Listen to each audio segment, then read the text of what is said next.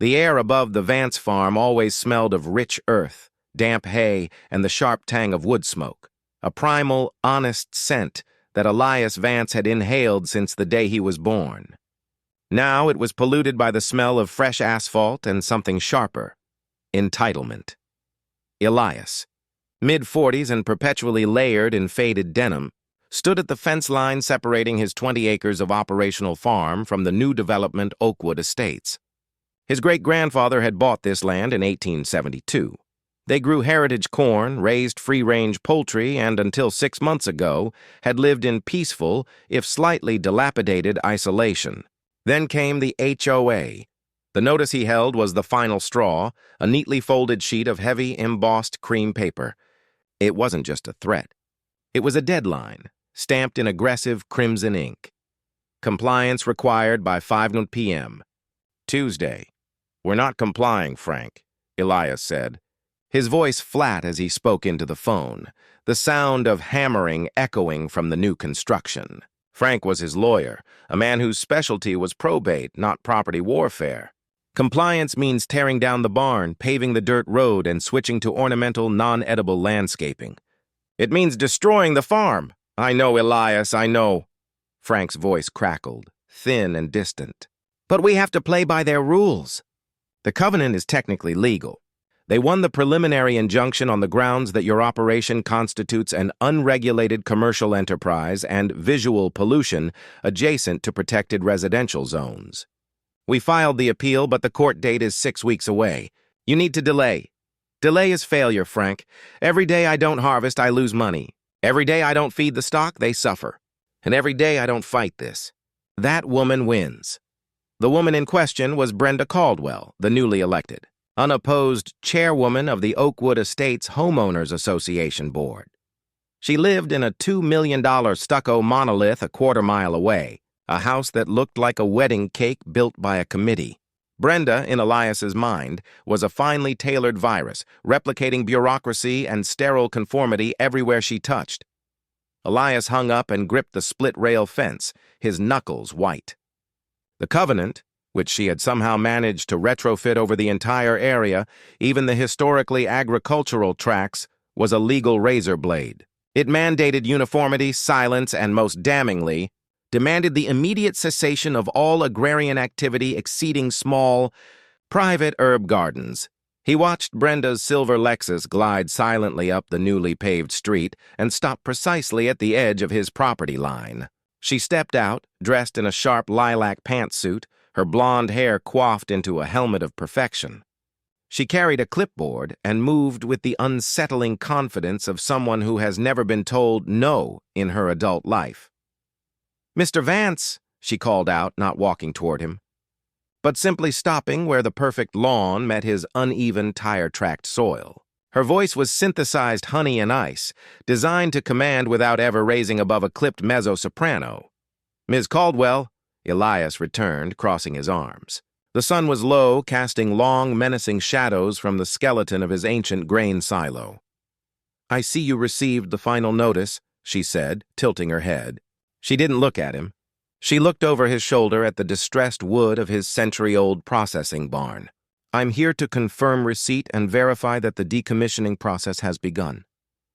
"The decommissioning process has not begun, and it never will," Elias stated plainly.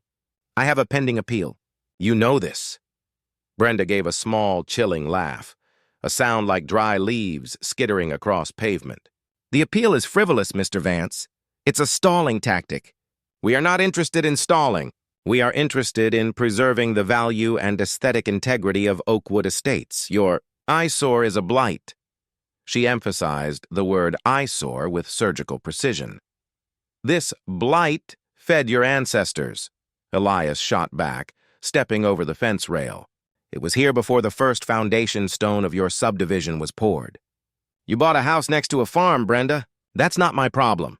"That is precisely where you are mistaken.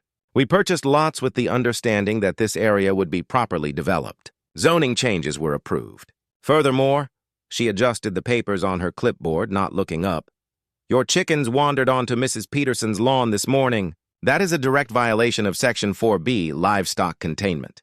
We have photographic evidence. Elias felt a surge of rage, cold and immediate. The hens are free range. If Mrs. Peterson leaves birdseed out, they're going to cross a property line that shouldn't exist. That's a nuisance you invented, Brenda. No, she said, finally lifting her gaze, and her eyes were surprisingly cold, devoid of any genuine human warmth. That is a $500 fine per bird, per day, as of midnight tonight. And since you refuse to acknowledge the validity of the final notice, I have instructed our contracting partners to proceed with the primary abatement phase immediately upon the expiry of the deadline tomorrow. Abatement. It sounded so clean, so corporate. Elias knew exactly what it meant. It meant bulldozers and dump trucks. You touch 1 square foot of this land, and I promise you, I will make your life a living hell, Elias warned, his voice shaking slightly despite his best effort to keep it steady. Brenda smiled, a tight, unpleasant gesture. Threats are unseemly, Mr. Vance. I'm simply enforcing standards that you are unwilling to meet. See you in court, Mr. Vance. Or perhaps, she paused, letting the implication hang, perhaps I won't see you at all. Oakwood Estates requires a buffer zone. She got back into her silent antiseptic car and was gone as quickly as she arrived. Elias spent a sleepless night, pacing the dusty, worn wood floor of the barn. Frank had been useless, all process, no passion. Brenda was exploiting the gap between her immediate executive power and the snail-like pace of the court system. She wasn't waiting for the appeal. She was going to destroy the evidence first and deal with the legal fallout later. He was facing a powerful enemy with infinite money and zero conscience. He sat on a hay bale at 4:30 a.m., watching the sun crest over the horizon, painting the sky in the defiant orange of a prairie fire. He had less than 24 hours. At 11 a.m. the next day, 5 hours before the deadline, it started. Elias was in the lower field checking a broken irrigation line when he heard it. The heavy, unmistakable groan of machinery backing up. It wasn't the construction crew working on the new houses. This was heavier, slower, and closer. He ran back toward the main road, heart hammering against his ribs like a trapped bird. Across the newly designated boundary line, 3 large vehicles were idling, a massive yellow cat bulldozer, a low-loader truck, and a white, unmarked pickup with a single corporate logo on the door. Standing beside the pickup, hands clasped behind her back, was Brenda Caldwell, wearing sunglasses and a serene, victorious expression.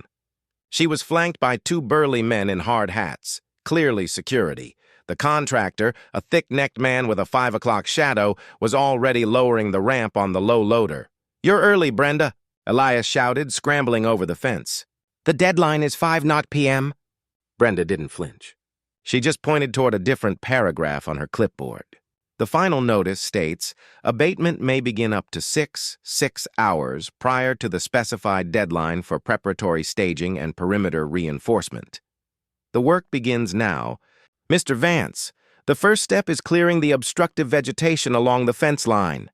She gestured, and the man in the hard hat nodded to the bulldozer operator, who immediately fired the engine into a deafening, throaty roar. The machine lunged forward, its massive blade lowered, ready to slice into the 20-foot-tall row of ancient blackberry bushes, the protective barrier that had stood between the farm and the road for decades. This was it. She wasn't going to talk. She was going to act. This wasn't about legal procedure anymore. It was about shock and awe, intimidation, and irreversible damage. Elias felt the despair coil in his stomach, but beneath it a desperate, cold clarity took hold. He had known deep down that the courts couldn't move fast enough. He had already prepared his last, desperate defense. He reached into his pocket and pulled out his phone. He didn't bother with Frank the lawyer. He typed 2 names he had cultivated over the past week. 2 people who understood that a bulldozer on a man's property was an act of aggression that needed more than a civil complaint. The bulldozer was 5 feet from the berry patch, its treads grinding earth. Elias watched the steel blade dip, ready to destroy the work of generations. He hit send on the first message. Active B&E in progress. My farm, HOA chairman? Bring units. Code 3. I repeat, active trespass and destruction. He hit send on the second. Breaking. HOA bulldozing historic family farm. Live unauthorized demolition in progress. Need crew on 742 Willow Creek now.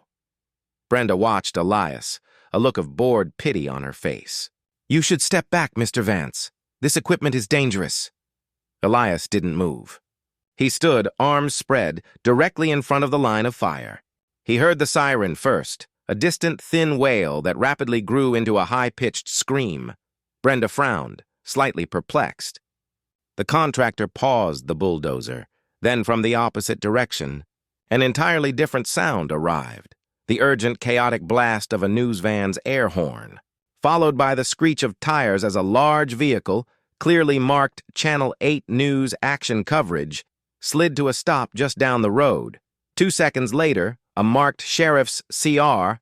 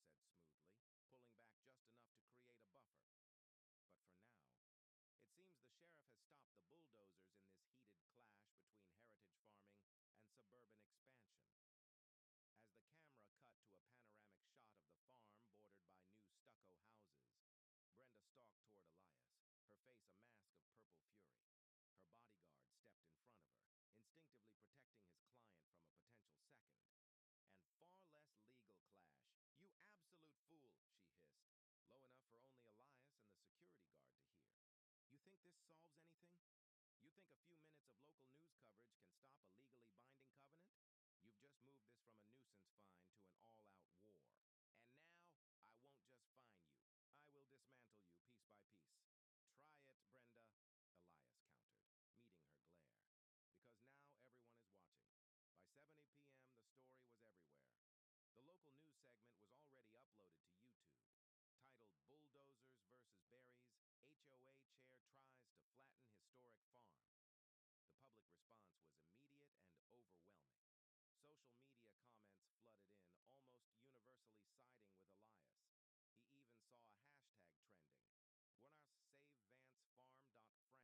And now, I won't just fine you. I will dismantle you piece by piece. Try it, Brenda, Elias countered, meeting her glare. Because now everyone is watching. By 7 p.m., the story was everywhere. The local news segment was already uploaded to YouTube. Titled Bulldozers versus Berries, HOA Chair Tries to Flatten Historic Farm. The public response was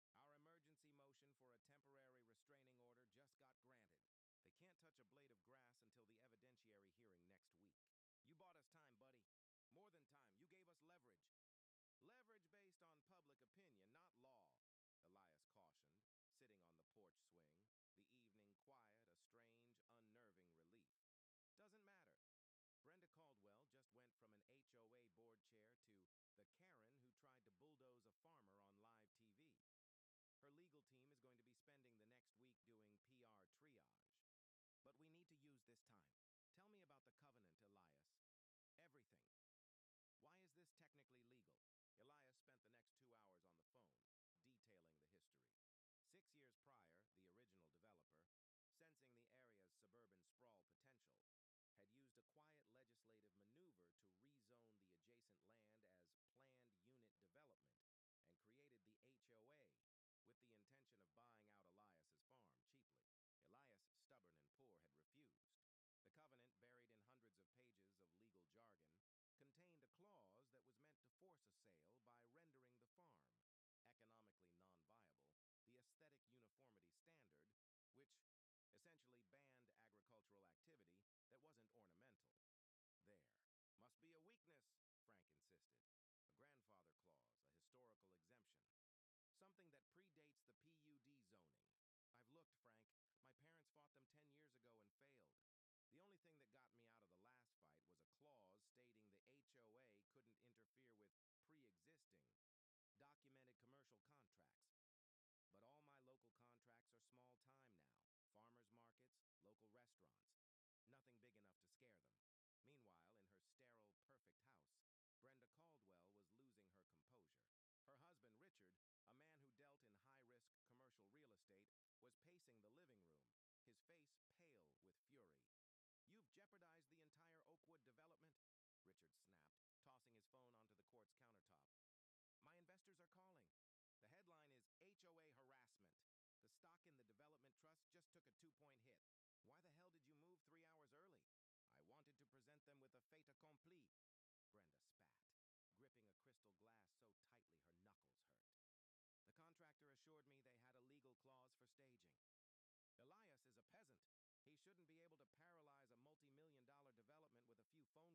The optics are catastrophic. We can't beat him in the court of public opinion. We need to pivot. We need to make him irrelevant. Richard's eyes narrowed, shifting from panicked anger to cold calculation. The courts are on hold. The bulldozers are parked. So we use what we still control. The infrastructure. Brenda paused, a sinister light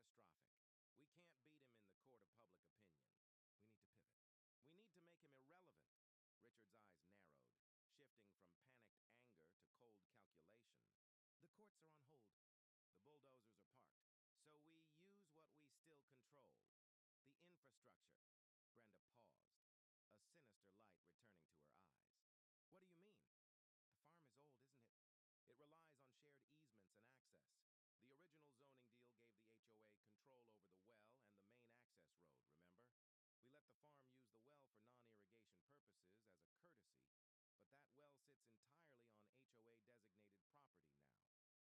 property now. And that dirt road he uses to get his tractor and trucks in and out, it cuts through the new common area. A slow, vicious smile spread across Brenda's face, replacing the earlier panic.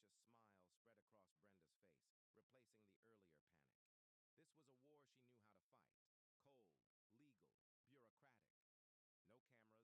The next morning, Elias woke up to an ominous silence. The persistent, heavy thump-thump of the farm's antique water pump, which supplied the house and the small livestock enclosure, was missing. He raced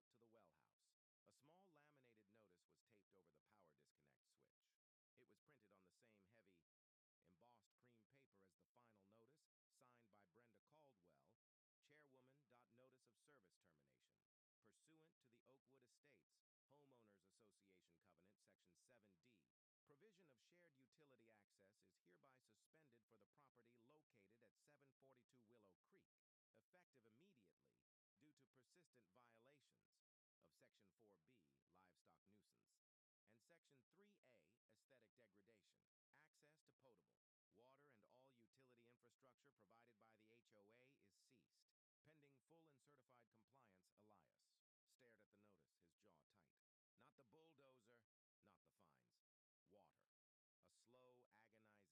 his ability to care for his animals and, eventually, himself. He ran to the phone and called Frank, his voice tight with controlled panic. Frank, she shut off the well. She's cutting off the water. She's going to use bureaucracy to kill my livestock and burn my fields. Frank was already aware. I just got the email. It's brutal, Elias. We can't fight a utility termination as fast as a trespass charge. We have to prove him. Elias met Sarah Jenkins at a dusty diner 10 miles outside the county seat, the location chosen to keep their meeting strictly off the HOA's radar. Sarah arrived with a cameraman, Mark, who carried himself with the weary focus of a veteran war correspondent. Even when covering suburban skirmishes, Elias slid the brittle, brown-edged ledger book across the cracked Formica table. The book was a time capsule, smelling faintly of pipe tobacco and dry leaves. He opened it to the page meticulously penned in 1974 by his grandfather, Josiah Vance. Read this, Sarah, Section 4C. Elias tapped the line with a calloused finger. Sarah leaned in, her eyes scanning the faded ink. The Vance Agricultural Reserve, upon renewal of the annual county easement agreement, shall be deemed an essential food supply provider for the county institutional system, maintaining dedicated output for school district cafeterias and county correctional facilities. Wow, this isn't a small farm. This is a public service. Exactly, Elias confirmed, his voice low and intense. For decades, my family supplied the county with specific non-GMO heritage crops and eggs that couldn't be sourced reliably from large commercial operations. They fought the first zoning change back then, and this contract was the compromise. It designated the farm as a reserve, an essential utility. Brenda Caldwell's covenant, the one banning agricultural activity, is in direct conflict with a county mandate. She's not just interfering with my private business. She's interfering with the county's food supply chain. Sarah's face lit up with the predatory gleam of a reporter who had just found the real story. The corruption beneath the conflict. This changes everything. This isn't Karen versus Farmer anymore. This is private greed versus public welfare. We take this, and we take it straight to the top of the Department of Agricultural Reserves. We ask them why a critical supply line is being cut off by a private homeowners association. Frank, the lawyer, who joined the meeting virtually via speakerphone, was more cautious. Elias, this is gold, but timing is everything. The DAR is slow, they're insulated. You're asking a bureaucracy to admit they forgot about a 50-year-old legally binding mandate. They will stonewall you. Then we force them out of the stone wall, Elias decided. Brenda cut the water yesterday morning. My livestock are suffering. I had to pay a fortune for a trucked water delivery, and she's trying to get an injunction to block the main access road tomorrow. I don't have time for due process. I need the DAR to issue a cease and desist order to the HOA based on this contract today. How do we make the DAR move? Sarah finished her coffee, a hard smile on her lips. We take the story live. We stage a high-visibility confrontation at the DAR's office, broadcast the contract details, and ask the director, on camera, why they are neglecting an essential county asset. Bureaucracy hates two things: being forced to make a fast decision and public humiliation. Back at the farm, the siege was taking its toll. The trucked-in water was barely enough for the house and the small livestock pens, leaving the fields dry and cracked. Elias had spent the morning reinforcing the perimeter. But the real pressure was internal, the rising anxiety over the drought and the realization that his entire identity was literally drying up. His phone buzzed. It was a text from Frank. Access Road injunction hearing scheduled for 9 a.m. tomorrow. If the HOA wins, you are landlocked. Get that DAR director now. At 3 p.m., Elias, looking like a man who had not slept in days but carried a strange, historical urgency, stood in the sterile, fluorescent-lit lobby of the County Agricultural Reserves building. Sarah and Mark were stationed discreetly near the entrance. The director, a middle-aged man named Arthur Ferris, was known for avoiding conflict and hiding behind layers of paperwork. Elias marched up to the receptionist and asked to see Director Ferris about an emergency county supply matter. Predictably, he was told the director was in a closed, essential meeting. That was Sarah's cue. She walked in, microphone cable trailing, Mark right behind her, camera already up and running, focusing on the receptionist, who instantly looked terrified. "Sarah Jenkins, Channel 8 News. We're live.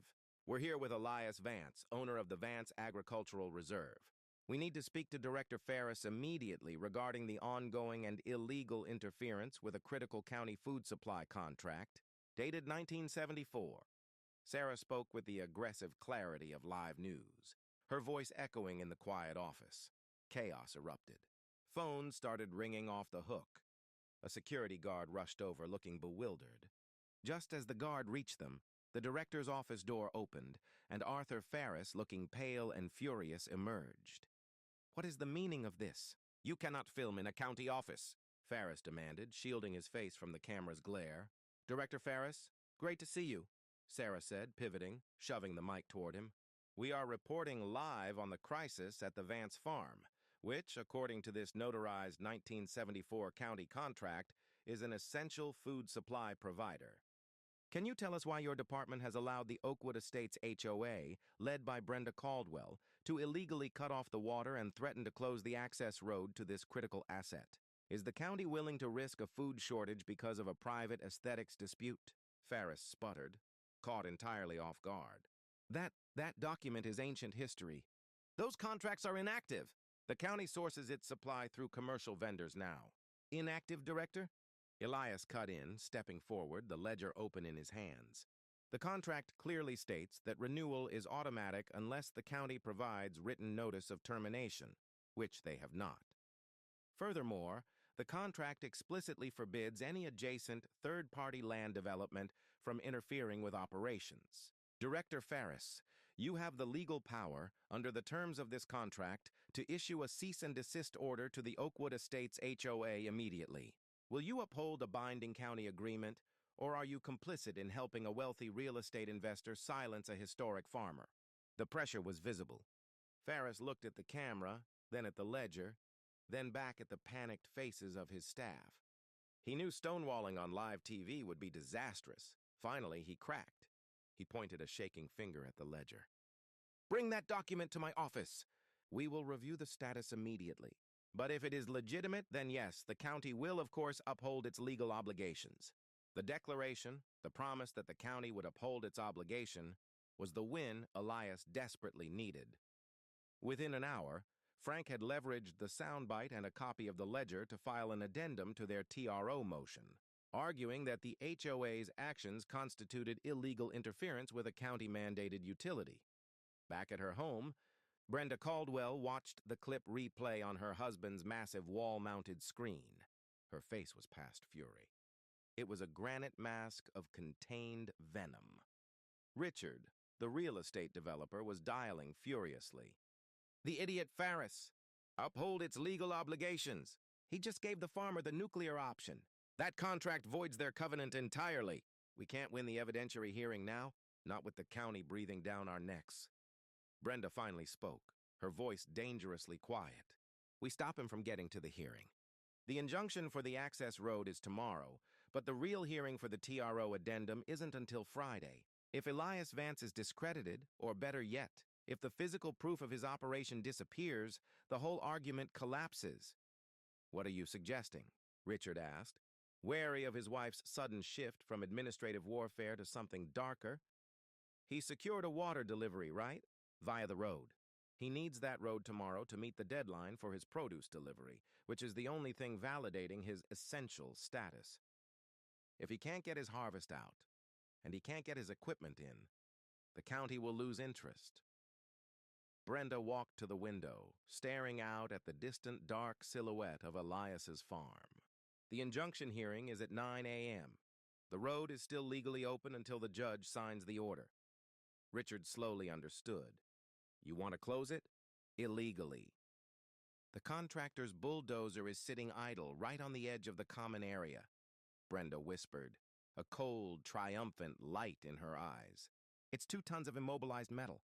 Park it across the dirt road after midnight. No one will see. He won't be able to get his small truck past it, and certainly not the big water tanker he'll need tomorrow. He'll miss his delivery. He'll miss the hearing. The county will move on. We make the farm irrelevant. Richard hesitated for a moment, crossing a serious legal line. But the money, the investors, and his wife's terrifying resolve pushed him over the edge. I'll make the call. Elias had felt a rare moment of triumph after the live broadcast. He was tired but energized, knowing he had leveraged the media to break the bureaucratic inertia. He finally fell into a deep, heavy sleep just before midnight. He woke abruptly at 4:30 a.m., jolted by a new, grating sound he hadn't heard before, the heavy scrape of metal on asphalt, followed by the deep rumble of a slow-moving diesel engine. It wasn't the roar of the earlier confrontation. This was quieter, more surgical. Elias threw on his work clothes and grabbed a heavy flashlight, running toward the main access road that cut through the Oakwood Common area. He stopped dead just short of his property line. Blocking the entire width of the narrow dirt access road was the massive yellow cat bulldozer from 2 days prior. It wasn't being driven. It was parked, the blade low. Elias stood before the immobilized bulldozer, the Sharpie-scrawled declaration of war mocking him from the dusty windshield. It was 4:45 a.m. He had 4 hours and 15 minutes before the road injunction hearing and 5 hours and 15 minutes before the critical 10 a.m. county delivery that validated the 1974 contract. The silence of the morning was shattered only by the frantic chirping of the dry-mouthed chickens. Enjoy your dust, farmer. The HOA always wins, the note was Brenda's fatal error. It wasn't just a threat. It was a signed confession to an illegal, premeditated act of obstruction and property interference. She had crossed the line from civil nuisance to criminal intent.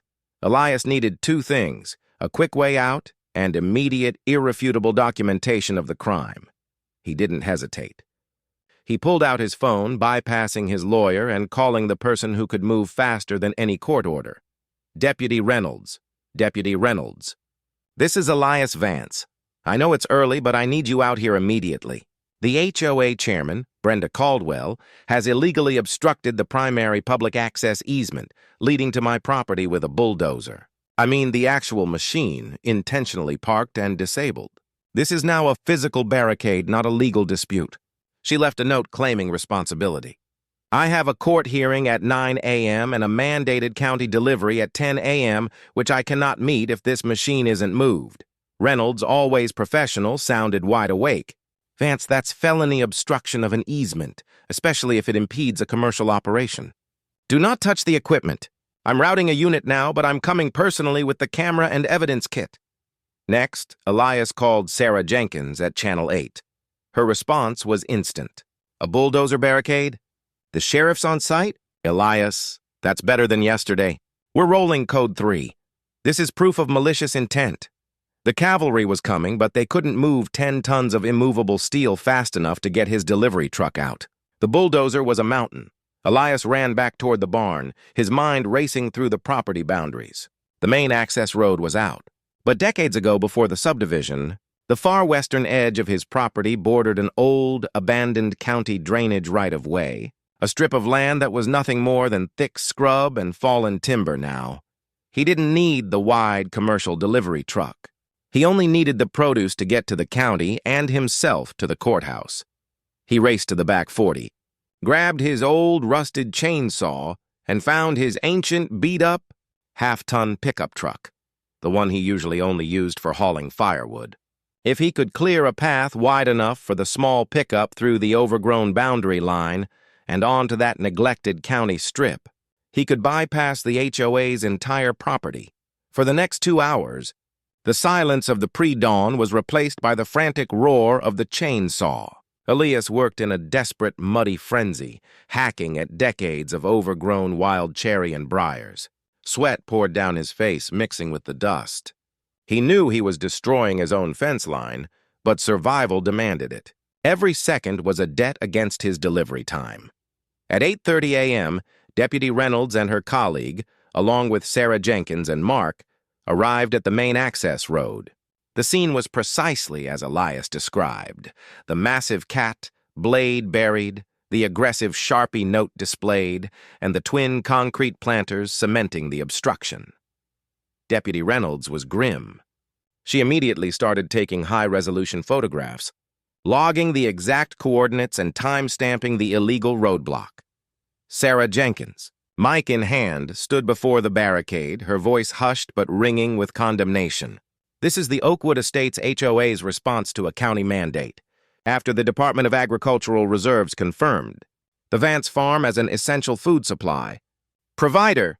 The HOA, led by Chairwoman Brenda Caldwell, retaliated by physically blocking the only access road with heavy machinery. This act not only prevents farmer Elias Vance from making his mandatory county delivery, but constitutes felony obstruction, a clear escalation from a civil dispute to a criminal act. Inside the courthouse, 8:50 a.m., Frank was already at the council table for the access road injunction hearing. Brenda Caldwell and Richard sat across from him, Brenda looking immaculate and completely composed, a faint, satisfied smile playing on her lips. She assumed her barricade was still holding. The judge, Judge Harrison, entered promptly at 9 a.m. Brenda's lawyer, a slick corporate litigator named Mr. Thorne, immediately began his opening argument, stressing the necessity of closing the unregulated private path for safety and property value preservation. At 9:15 a.m., Frank stood up, delaying the inevitable. Your Honor, before we proceed to evidence, my client has been grievously and criminally obstructed in his ability to attend this hearing and conduct essential county business this morning. We have filed an emergency motion to introduce evidence gathered moments ago, which fundamentally changes the nature of this dispute from a civil property matter to criminal interference with a government-mandated utility. Brenda leaned forward, her composure cracking slightly. Interference? He's trapped! Mr. Thorne, your client's injunction requests closure of an access path. Mr. Vance's emergency filing claims obstruction. What is your client's response to the allegation that she has used heavy construction equipment to create a physical barrier on the easement this morning? Judge Harrison asked, already looking irritated. Thorne, who had not been told about the bulldozer, stammered, Your Honor, my client's actions are related only to legal covenants and property maintenance. Suddenly, the large TV monitor mounted on the wall of the courtroom, normally used for evidence display, flickered. Mark, the cameraman, standing discreetly outside the courthouse, had just uploaded the raw footage. Frank, with a prearranged signal, hit a key on his laptop. The monitor filled with the live, jarring image, the massive yellow bulldozer blocking the road. The dirt churned and the Sharpie scrawled note, Enjoy your dust, farmer. The HOA always wins, in full dramatic close-up. A collective gasp swept the courtroom. Brenda Caldwell's face went white. Richard's jaw dropped. Your Honor, Frank stated, his voice ringing with triumph, I have here the report from Deputy Reynolds filed at 9:30 a.m. confirming the felony obstruction. Brenda Caldwell, through her agent, illegally blocked a known access route just hours before this court hearing and just hours before my client's mandatory 10 a.m. delivery to the county school district. The judge didn't look at Thorne. He looked directly at Brenda. Ms. Caldwell, this appears to be a blatant criminal act of contempt and obstruction of justice designed to frustrate this court's process and interfere with county operations. Do you have a defense for this action? Brenda tried to recover, but the cold realization of the live footage paralyzed her. It was a safety measure, Your Honor. Temporary, for the concrete planters. Elias, mud-splattered and smelling of diesel and sweat, drove his beat-up pickup truck across the paved street of the county school district loading dock. He was 10 minutes late, but he was there. He quickly unloaded the 20 crates of specialized heritage tomatoes and winter squash, the exact produce mandated by the 1974 contract, to the waiting, surprised county foreman, essential food supply provider, the foreman muttered, checking the order sheet. "Didn't think you'd make it." "Good job, Vance. Delivery complete." The final validation was secured. Elias drove straight to the courthouse, pulling up just as Judge Harrison was finishing his pronouncement. He rushed into the back of the courtroom. The judge slammed his gavel down. "I have reviewed the 1974 Agricultural Reserve contract and the evidence of criminal obstruction. The HOA's motion for an access road injunction is denied. Furthermore, due to the documented interference with a county-mandated utility, I am issuing a temporary mandatory injunction against the Oakwood Estates Homeowners Association, Chairwoman Brenda Caldwell, and its agents. You are to cease all harassment, immediately vacate the bulldozer, and restore water access to the Vance Agricultural Reserve by 5 p.m. today." Brenda was rigid, her world dissolving around her. She had been defeated, not by a better lawyer, but by a simple, desperate farmer and a live news camera. As Elias walked up to Frank, shaking his hand, he saw the final blow land. Richard, Brenda's husband, was on his phone, his face gray. "The investors, Richard." "Tell me the investors haven't seen it," Brenda pleaded, her voice a desperate whisper. Richard didn't look at her. He spoke into the phone, his voice hollow. "Yes, Mr. Vance is an essential provider. The county contract is legitimate. Our development through the HOA just committed a felony against a government utility. No, the deal is off. We're pulling the funding." Brenda Caldwell watched her husband hang up, his eyes now cold with betrayal. The battle for the farm was over, but Brenda's private war had just cost her husband's multi-million-dollar investment, ending with a shocking, swift dose of public karma. The victory in the courtroom was swift and absolute. But the real work, the restoration of peace and property, had just begun. It was 4 p.m. when Elias returned to the farm, parking his mud-splattered pickup truck where the fence line used to be. The sun was dipping, casting long, dramatic shadows across the still barricaded access road. Deputy Reynolds was already there, directing a low-loader truck, a different one this time, bearing the county seal. She was overseeing the removal of the illegally parked cat bulldozer. Brenda Caldwell was nowhere in sight, having retreated in silent, humiliated fury, leaving her corporate lawyer, Thorne, to handle the messy physical consequences. Thorne, looking pale and furious, supervised the contractor who was slowly, begrudgingly winching the immobilized bulldozer onto the ramp. "Mr. Vance," Deputy Reynolds said, walking up to Elias, her tone official but respectful. "The judge's order requires immediate compliance. We've secured the equipment and are having the HOA hired contractor remove it. We'll also be supervising the reactivation of your well pump. I've logged the obstruction and Ms. Caldwell's handwritten note as evidence for the district attorney. This is now a criminal matter." Elias just nodded, his eyes fixed on the massive machine that had symbolized the total arrogance of his adversary. As the bulldozer was finally winched clear and the road was opened, a heavy weight seemed to lift from the farm. The most important task was the water. Elias walked to the small well house where a representative from the county water department was waiting under the supervision of the deputy. They cut the HOA's illegal lock and re-engaged the power to the pump. With a deep, metallic thunk and a groan of relief, the old pump began its rhythmic, life-giving thump, thump, thump again. Elias closed his eyes for a moment, letting the sound wash over him. It wasn't just water. It was the sound of his future, his sanity, and his heritage returning. He walked immediately to the chicken pen, filling their water troughs until they overflowed, watching the thirsty birds drink greedily. The animals were safe.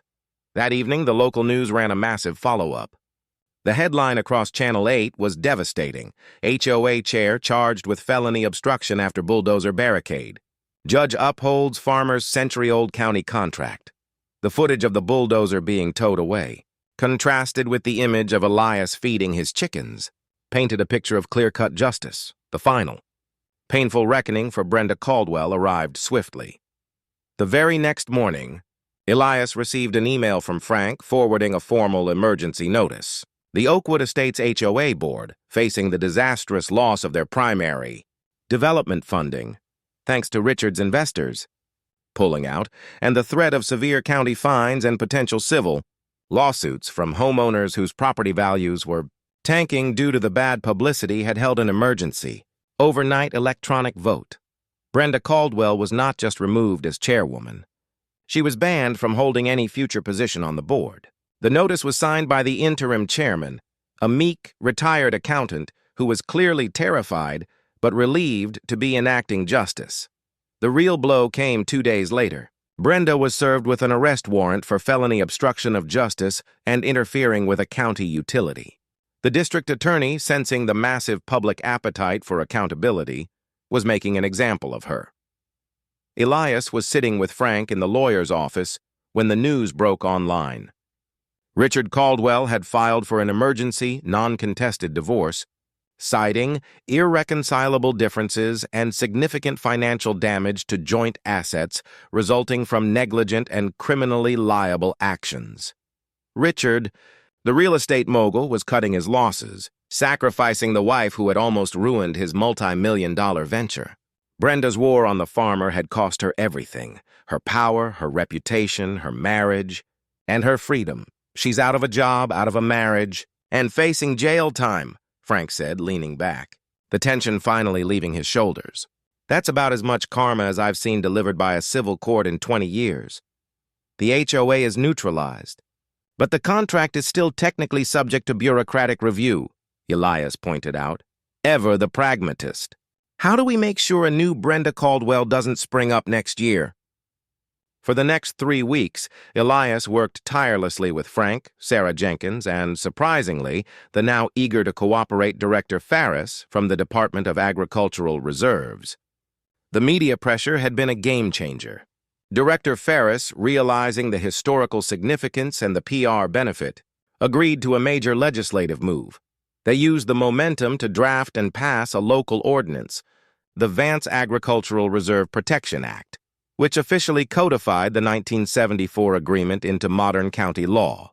The farm was permanently designated a protected agricultural reserve and an essential public utility, placing it under the direct protection of the county and making it explicitly exempt from all future residential zoning covenants, HOA restrictions, and aesthetic standards. The farm was saved, not just temporarily, but forever. Sarah Jenkins came back one last time to interview Elias for a closing feature, titled The Quiet Green: How One Farmer's Fight Secured a County's Heritage. She found Elias out in his fields, tilling the rich, dark soil that was now damp and ready for the next planting. The old fences were repaired, the air was clean, and the rhythmic thump-thump of the pump provided a steady, peaceful soundtrack. "Elias," Sarah said, the camera rolling for the final time, "you took on a massive real estate empire, a powerful HOA, and the threat of ruin. You won.